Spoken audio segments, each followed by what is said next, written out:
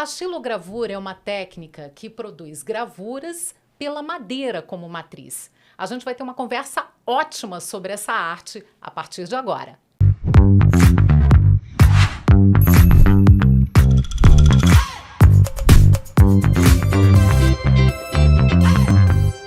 Eu tenho o prazer de receber hoje Valdério Costa, artista plástico, professor xilogravurista. Muito obrigada pela presença aqui no Sesc Cultura ao Quadrado. Obrigado a você, Márcia. Uma honra estar aqui participando. A honra é toda minha de te receber, um artista que eu acompanho há tanto tempo e admiro há tanto tempo.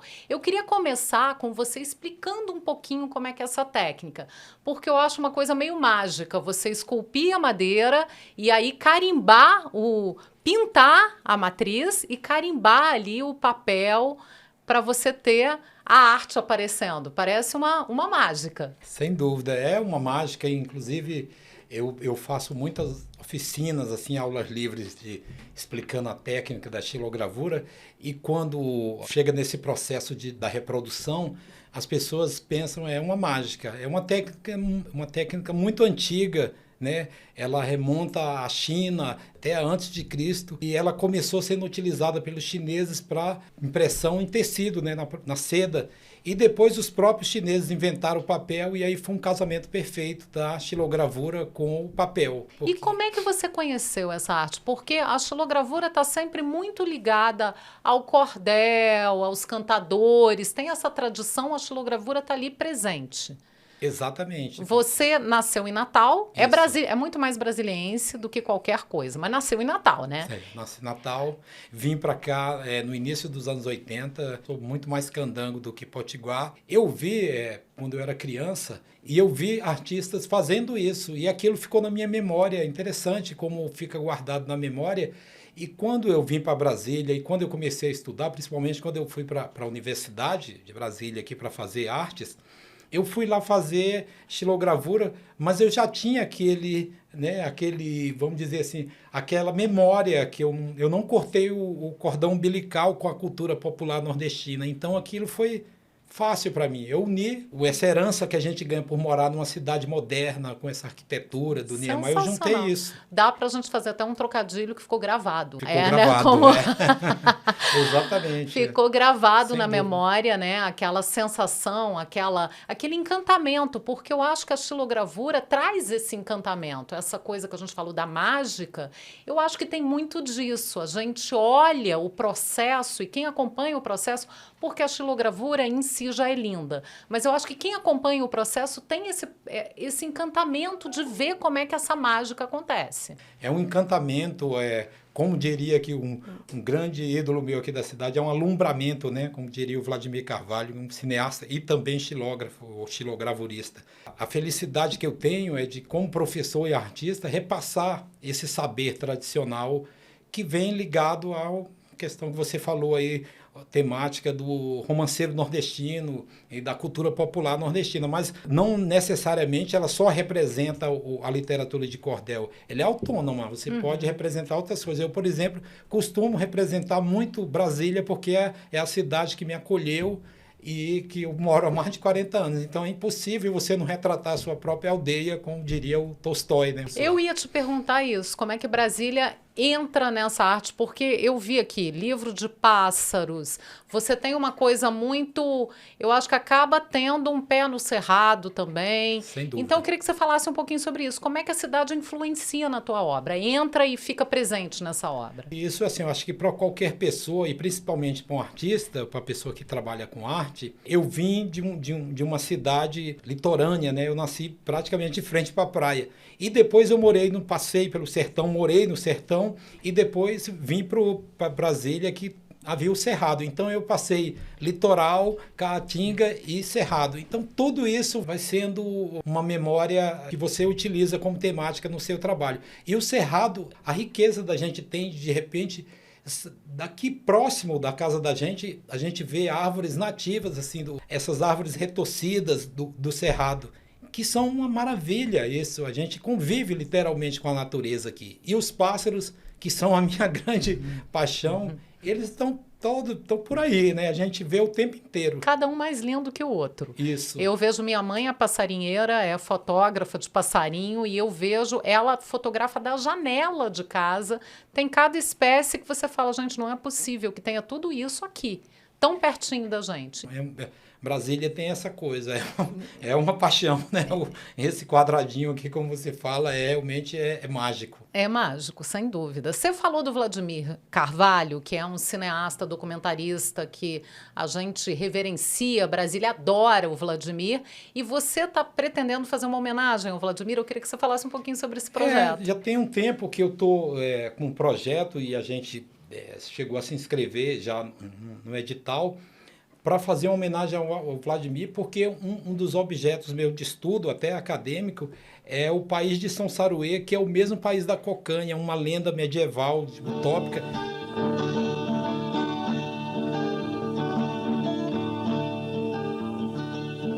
E o Vladimir pegou essa lenda no filme dele para fazer até uma crítica social. Ele viu um outro lado, uma distopia. Eu acho isso incrível. É uma pessoa muito reverenciada, como você falou, e ele tem isso em comum. Assim, ele é uma pessoa que também veio do Nordeste, ele trabalha com xilogravura.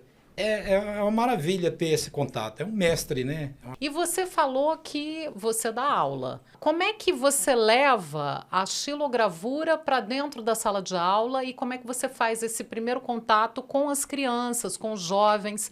Como é que isso se dá dentro de sala de aula? Foi um pouco difícil, porque a xilogravura é uma técnica que você utiliza materiais cortantes, então teve que ter uma adaptação muito grande. Eu iniciei trabalhando numa das várias escolas parques que eu trabalhei aqui em Brasília, e aí deu certo, e aí eu consegui conquistar as crianças, apesar de ter esse perigo de ser um objeto cortante, mas eu acho, como eu até já falei para você uma outra vez, tanto os alunos como as pessoas que participam de oficinas que eu faço, né, em eventos, eles acham assim que a xilogravura é uma técnica muito brasileira, apesar de ter vindo, né, da Europa, a gente ter adaptado e ter vindo mais anteriormente do Oriente, né, e depois passado pela Europa. Eu acho que a gente se reconhece como brasileiro por meio dessas técnicas tradicionais. Você falou uma verdade, é verdade. E os próprios estudantes também, é aquela mágica, né, de você conquistar por uma coisa, um saber que é lúdico também. E eu ia te perguntar também como fazer para essa técnica não se perder, para essa tradição se perpetuar. Porque a gente vê muitas tradições populares que dizem muito a respeito do país e que com o tempo vão se perdendo, porque os jovens se desinteressam, porque não dão continuidade. Essa seria uma maneira, trazer as crianças para entender o que é a xilogravura e para botar a mão na massa? Sem dúvida, por isso que é importante essas iniciativas e esses projetos, esses editais, como por exemplo o FAC, eles dão uma oportunidade a um artista da cidade, a um professor, repassar essa técnica, visitar várias escolas. Como professor, eu fiz em algumas escolas, mas eu acho que esses projetos, eles facilitam com que a gente leve para mais pessoas. E aqui Brasília, você sabe, vamos dizer assim, é uma amálgama de pessoas de vários estados. Aqui tem vários sotaques, várias culinárias, mas o brasiliense é tudo isso aí. E aí é interessante, porque a gente integra isso quando a gente passa esse tipo de arte. Qual foi a experiência assim, mais emblemática que você teve com o aluno? Dessa surpresa ou desse encantamento? O que você já teve como contato, assim, de você ter um retorno que você fala, gente, realmente? Eu acho que foi, inclusive, a primeira vez que eu realmente trabalhei assim, de uma forma mais sistematizada com a xilogravura numa escola parque, que tinha mais espaço, talvez, e o pessoal da direção da escola me facilitou alguns materiais. Teve uma criança mesmo ainda, duas crianças que fizeram esse trabalho comigo, e depois, por uma feliz coincidência, eu estava fazendo uma exposição na biblioteca da UNB, e a TV UNB entrevistou essas duas crianças sem eu interferir, e elas falaram tudo que tinha aprendido, e uma criança falou uma coisa interessantíssima. Isso a minha família já fazia no Nordeste. E assim, foi um resgate para ele. Ele falou. Que lindo! Isso não tem preço, não né? tem. É uma coisa. E eu vi o depoimento dele. Ele explicou como aconteceu o processo, como ele chegou ao resultado e ainda falou dessa questão da memória dele. Sensacional, porque é um resgate não só da cultura, mas da própria família, da própria vivência, da própria realidade dessa criança. A gente tem uma cena muito forte, você falou dessa mistura, desse caldeirão de culturas que Brasília tem, de gente vindo de todos os lados, cada um com as suas influências. E a gente tem uma cena nordestina muito forte na Ceilândia. Sim. Eu costumo dizer que a Ceilândia é o motor cultural do Distrito Federal, do nosso quadradinho, e ali o seu Donzílio, que é um cordelista, que a gente também reverencia muito, Sem dúvida. seu Donzílio da Ceilândia fala que o coração nordestino pulsa na Ceilândia, o coração nordestino do DF pulsa na Ceilândia. Eu acho essa frase muito bonita, e muito verdadeira, porque a gente percebe isso. Você frequenta muito a Ceilândia, eu sei que você já trabalhou com o seu Donzílio, já teve lado a lado com ele várias vezes. Como é que é essa vivência desse coração nordestino ali do DF? Eu até frequento menos do que deveria e aconteceu uma coisa muito gratificante para mim, que me convidaram para fazer uma pintura num painel na casa do cantador. Olha só que maravilha. Que maravilha. Ou seja, eu tô em casa. Eu tô em casa. Recentemente eu vi uma pessoa me mandou uma imagem de um concurso de Miss e a Miss Ceilândia foi lá tirar a foto de frente pro painel que eu pintei. Eu falei, gente, ele virou uma atração. E um dos cartões postais da cidade. E Ceilândia é isso, ela é nordestina, mas ela também é desses ritmos urbanos, do hip hop, ela é do samba. Ceilândia realmente é muito forte, né? É um motor cultural, eu acho. E assim, é um pedaço do Nordeste realmente também em Brasília. Eu me sinto em casa ali. Sai daqui do plano piloto e vai para lá, a gente volta, fez uma viagem para o Nordeste. Agora, tem muita gente que fala, porque a gente diz dessas influências todas, a gente conhece essas influências todas. Eu sou filha de pai carioca, mãe mineira, nasci em Brasília, mas tem essa mistura. Tem essa mistura. E a gente sabe que essas tradições chegam aqui. Só que sai uma coisa diferente. Mesmo o que é feito, mesmo o cordel feito, ou a xilogravura feita em Brasília, não é igual ao do Nordeste, é? Não, já tem uma outra... Inclusive, eu posso citar que você falou o seu Donzílio, que é um poeta magnífico. Tem os repentistas Chico de Assis e João Santana, que também são incríveis. O Chico de Assis, inclusive, é meu conterrâneo. Aqui tem o Vladimir Carvalho, que você citou. Tem o Jô Oliveira, que é o grande ilustrador com dessa seara ligada ao Nordeste. A gente produz aqui, mas a gente já tem uma arte própria em Brasília. Tem, Márcia. né? Eu acho que tem. E com essa influência forte. No meu caso, é evidente que tem essa influência do Nordeste. Mas a gente tem uma arte própria que é essa mistura de Minas, de Goiás, do Nordeste, do Rio de Janeiro, de São Paulo, está tudo aqui. Nós somos realmente um retrato do Brasil interligado, do Brasil... Uma síntese. É uma síntese. Como é que você enxerga isso na sua xilogravura? É aquela mesma frase, com uma mistura das minhas origens com essa continuação que veio para Brasília. Então, a gente está aqui numa cidade moderna, mas a gente está aqui também com essas culturas populares o tempo inteiro sendo renovadas. Então, a minha xilogravura, ela tem essa herança cultural do Nordeste, mas ela já é brasiliense. A gente falou da presença do Cerrado, as árvores do Cerrado, os bichos do Cerrado no seu trabalho. Mas tem também a parte monumental de Brasília. Eu, por exemplo, tenho uma xilogravura sua, tenho a sorte de ter uma xilogravura sua, que são os 2 candangos da Praça dos Três Poderes. Então, você também retrata esse lado modernista e monumental e as esculturas e coisas muito típicas que a gente também vê como cartão postal de Brasília, não? Toda essa arquitetura e isso aí já faz parte da minha memória afetiva, né? Depois de 43 anos aqui, é a cidade que me deu tudo. Me deu a minha filha, me deu estudo, me deu emprego. O que eu faço, sem querer, talvez é retribuir tudo que eu ganhei aqui. Esse conhecimento que eu passo por meio da educação, por ser professor, e também as imagens que eu faço são com certeza, uma retribuição ao que eu recebi. Um agradecimento, Um agradecimento. à cidade. Lindo isso. Você está falando que você dá aula para as crianças e você passou por N escolas parque pelo Distrito Federal, mas você dá aula também para professores. Isso. Como é que é essa história? O que você passa para esses professores passarem para frente? Atualmente eu estou numa escola de aperfeiçoamento de professores, a EAP, aqui na Asa Sul, e lá o público é esse. Mas é interessante porque, de certa forma, eu continuo levando meu conhecimento para as crianças e para os adolescentes, porque o professor faz essa mediação.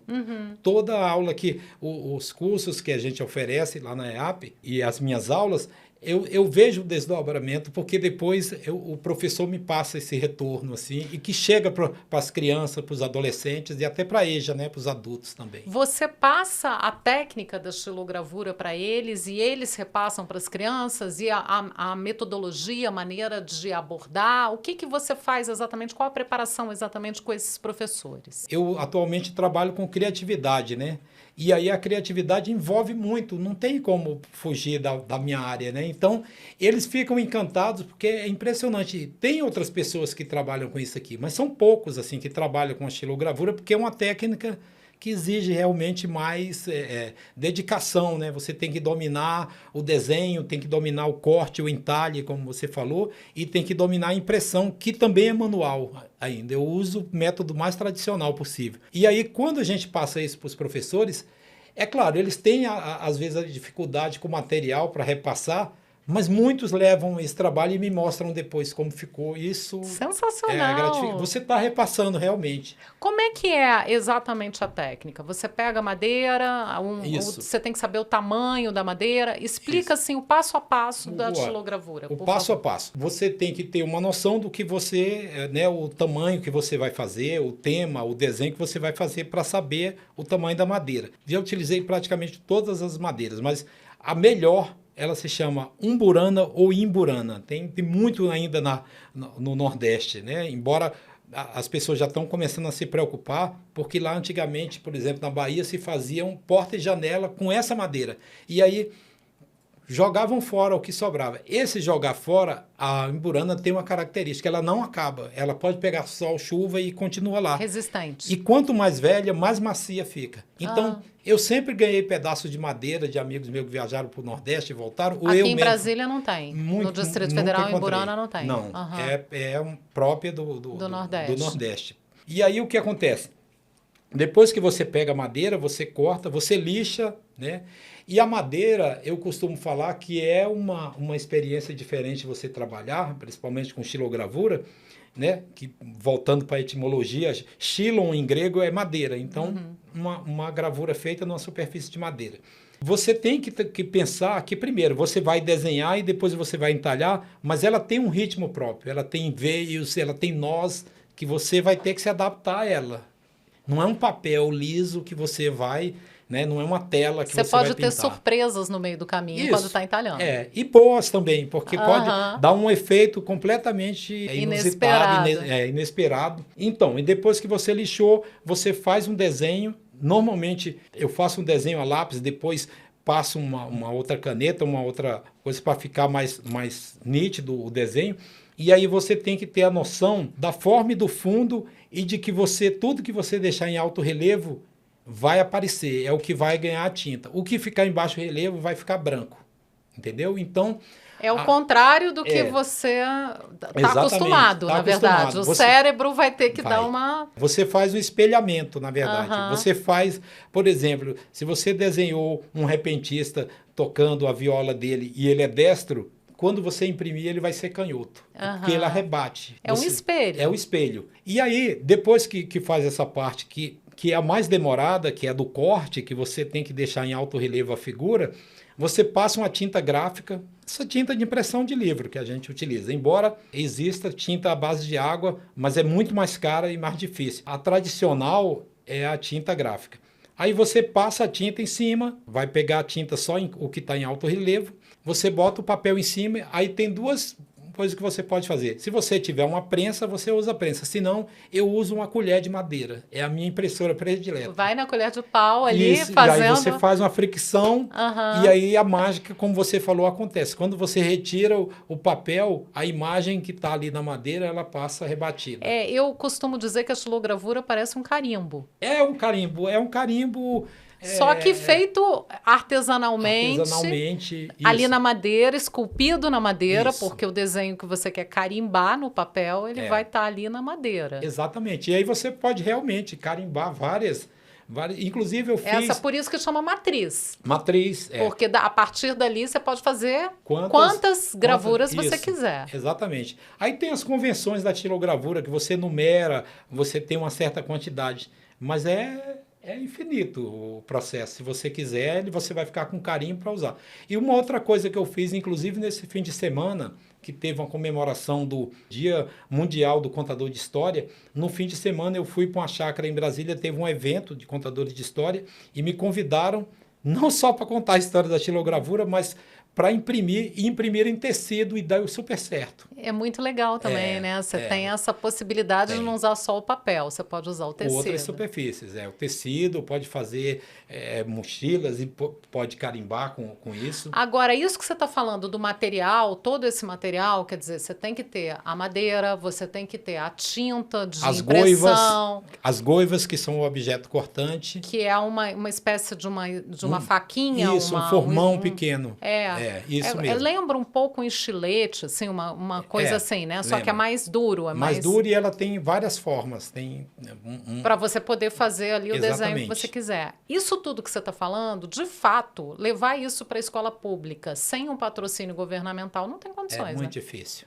É muito difícil. E até para quem tem interesse, porque eu acho que a arte, a cultura, a arte são muito transformadoras e são muito transformadoras especialmente em lugares muito vulneráveis. Quando as crianças e os jovens às vezes têm acesso a isso, eles enxergam uma possibilidade às vezes até profissional.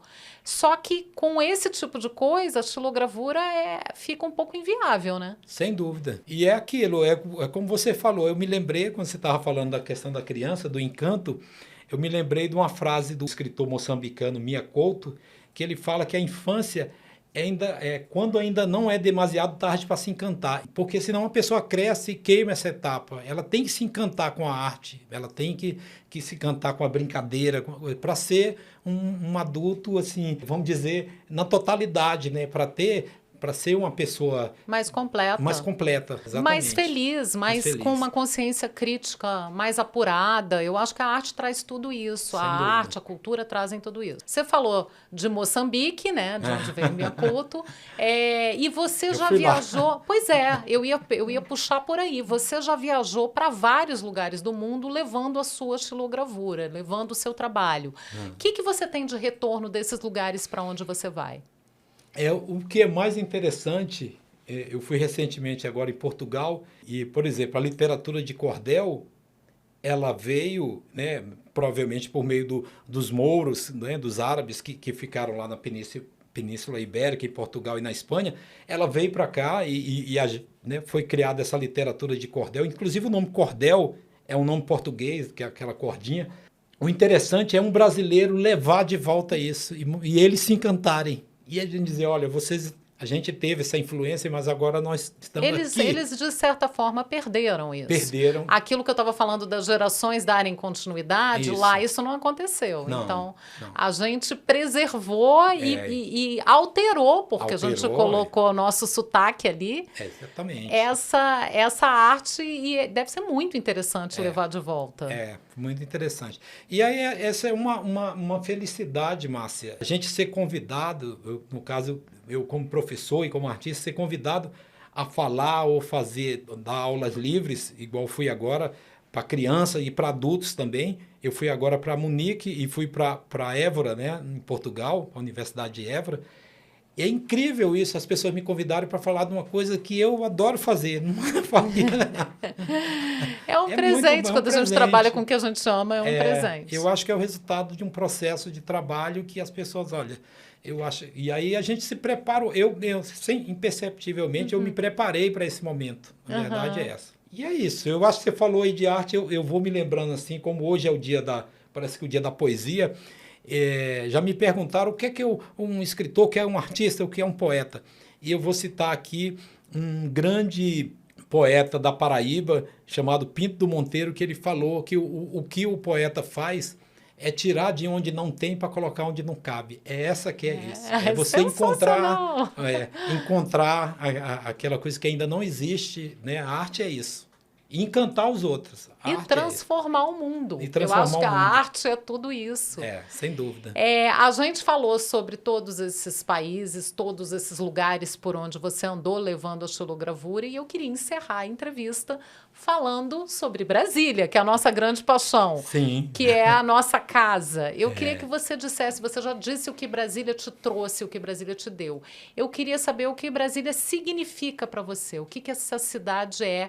E aí Brasília, claro, é o quadradinho inteiro, como eu gosto de falar o quadradinho, é o Distrito Federal inteiro. O que Brasília é para você? Eu acho que Brasília, né, inclusive tem ela ganhou vamos dizer assim, esse título de capital da esperança. Para mim, ainda é a capital da esperança. Para mim, ainda que é uma possibilidade de futuro para melhor, né? Embora a gente saiba de tantas coisas assim que interferem, né, nesse nosso pensamento, nesse nosso sonho, nessa nossa esperança, mas Brasília ainda é essa coisa boa. Pessoas igual você ainda estão falando de Brasília, ainda estão batalhando, lutando, como se diz no Nordeste, pelejando para que Brasília seja melhor. E eu acredito nisso, Márcio. Eu acredito que Brasília ainda é um espaço que possibilita essas mudanças, é um espaço que vai possibilitar ter mais arte. Eu acho que é isso. Eu acho que Brasília é ainda a utopia que a gente acredita. É a utopia que a gente acredita. Lindo! Muito obrigada pela presença aqui no Sesc Cultura ao Quadrado. E a gente volta na próxima semana com outra entrevista fantástica. Até lá!